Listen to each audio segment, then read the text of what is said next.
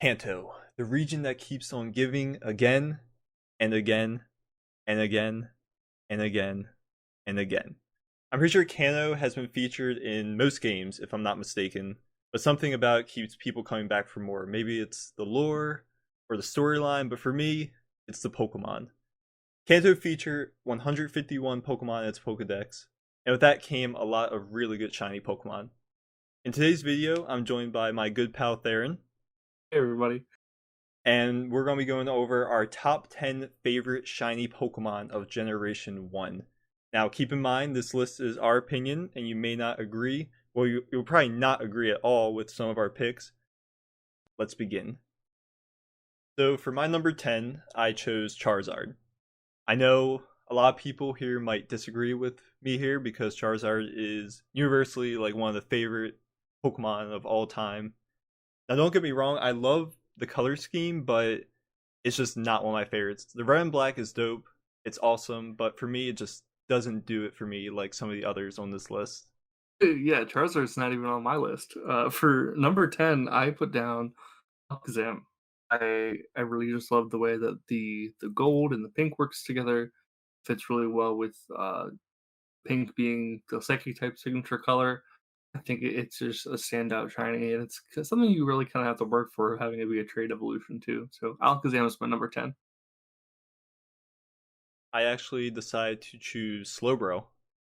A Oh, nice little, choice. yeah, a little curveball. So I love the color scheme. I think it's awesome. It makes Slowbro look so much cooler than what he actually looks like.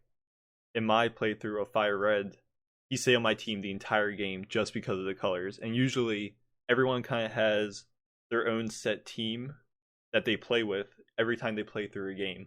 Like obviously the starter, a flying type, a water type, etc. And Slowbro was never a part of that original team until then.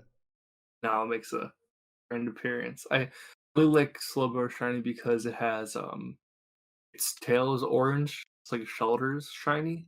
So Shelter's shiny is also orange, and since Poke gets bit by a Shelter, and it retains the same coloration. I really like that.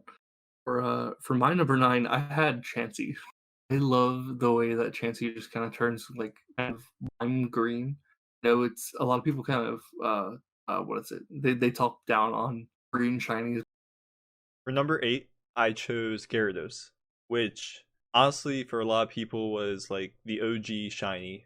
That was the first shiny that you encounter, first shiny that you see, and the red was really cool with it and everything. I mean, I think red kind of complements Gyarados, especially since Magikarp is red. It just kind of makes sense in the evolution line.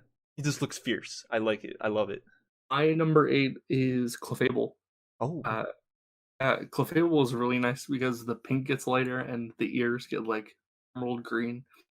When I took French in college, I made Fire Red in French. I had a shiny Clefairy on my team, and it was the coolest thing. And when I got to evolve it, just the form looks so great. So I really like it's the mint green ears and the lighter pink. It just everything comes together super well. so for my number 7, I decided to go with Sandslash. Honestly, Hmm. I feel like Sandslash is one of those Pokemon that gets left behind in a lot of playthroughs. And, as you know, Sandshrew is kind of like the fodder Pokemon for the grass types and water types in the beginning of the games to train and level up your Pokemon. Sandslash doesn't get too many changes with its shiny, but its prickles on its back, I forget exactly what they're called, get like a nice red, and I think it looks way more intimidating. And this makes Sandslash look like a much cooler Pokemon than it actually is. My number 7, I had Mew. I put Mew for number 7 because I really like the idea that it was a failed attempt at cloning Mew. And you ever hear that theory? Yeah, it was a failed attempt Yeah, of cloning. Was it Mewtwo or was it Mew? And that's how Ditto yeah. became. So the whole idea is that since they in the Cinnabar lab, it's where you find Ditto. Ditto is pink, Mew is pink, Ditto's shiny is blue, Mew's shiny is the same color blue. And they And they're both the know same weight as well, right? and they both know transform. So it's that kind of I like Mew's shiny, and it's also like a really crisp blue as well. So for my number 6, I chose Magikarp. And honestly, I chose this one based off nostalgia alone. I loved the episode of Pokemon where James got scammed and bought that Magikarp. I forget how much exactly he spent Oh on it. yeah, Yeah, it was remember it that. was a great episode, and he was so sick and tired of this Magikarp that you kind of like as a kid I kind of felt bad for it. And gold is cool. Gold is a great color. For my number 6, I picked Nidoking. I love the dark blue. Nidoking was always one of my like dream shinies. I love it in competitive. Prison Ground is a super unique type. Only the Nido family gets it. It just makes Nidoking seem all the more fierce when it's that rare. All right, for my number 5, I went ahead and chose Wheezing. So probably Ooh. not a Pokemon you'd expect on a top 10 shiny list, but I think the shiny colors that Weezing gets gives it justice. And I say that because the colors kind of say that, hey, I'm a toxic, poisonous looking Pokemon. Stay away from me. I love the color scheme of it. It looks to me a lot more intimidating than the original purple and green smog that Weezing gets. For my number 5, I put down Arcanine. Just being so golden, and I love the way that the gold and the black work together. I'll never forget, I had like a really bad exam one day. I booted up my Pokemon Go and I find a shiny Growlithe just sitting right in front of me. Wow. And it just flipped the entire day upside down. I was so happy. So Arcanine is just it's the most like classic Pokemon. I think you can argue like yeah, Stardust, but Arcanine is just so boom, there it is. In a way, one of the original like legendary dogs in a way. Was. Yeah, Well, because they, I forget which episode Pokemon it was, but they kind of portrayed him as legendary as like the birds and everything. the planning of Red and Blue, if I have this correct, so Arcanine's species name is legendary Pokemon. And when they were planning on making the trio, believe that Arcanine was in there somewhere before they made it just like a counterpart to Vulpix, the version. For my number 4, I chose Mew. To go off a lot of what you said, the blue is what really caught me. I love blue; it's my favorite color, and I think it makes Mew kind of look more mystical and legendary. I'm not sure why, but the blue kind of just radiates that kind of feeling. Yeah, it's a nice. It's special. It's it's different. For my number 4, I have Executor. I love Executor. The brown, the fall harvest colors make it stand out, make it pop. When I played through Ultra Moon, I ended up getting a shiny Execute when I was just looking for one with a hidden ability, and it came in clutch. Named it Sunnyside. Who Executor will always have like a soft spot in my heart.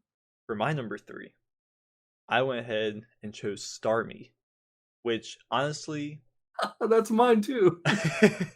easily could have been number 1 Yeah, because alone Starmie is such an awesome Pokemon and very scary in Gen 1 with when Misty has it and it's your first time playing through Pokemon when you're a little kid. A can knock you very out. intimidating Pokemon, but I feel like the blue that Starmie gets is such a good shade for Starmie because it really makes Starmie look like the psychic water type that it is rather than the Contrast purple well, it yeah. has. It's a really great color. Yeah. So Starmie was also my number 3. The way that they do the gem and the jewel just really stands out. Yeah, it's such a nice touch. It really is. It makes it look like it is that psychic Pokemon. That's what I love about it. So for number 2, I chose Rapidash. Okay. So this shiny, I love it. I think it looks awesome. The bluish grayish flames really makes Rapidash to me look like a horse of death and demise. And for a lot of people that don't know, blue flames are actually higher than red flames, so it makes Rapidash look more intimidating and looks like a stronger version. That the nice gray flame kind of hits it super well, and you can even tell in the pre-evolution with Ponyta, the bright blue, the pure like Tempest blue is really nice. For my number 2, I have Magneton. Magneton always stood out to me because I like Magneton's shiny more than I like Magnezone's shiny. I think when it comes down to it, the black tips of the magnets, black tips on the silver magnets contrasted with like the nice light lemon yellow. It's just a beautiful sight to see. I've always wanted one. For my number one, I went with Ghastly. Oh, okay, interesting. Probably not what you were expecting for a number one.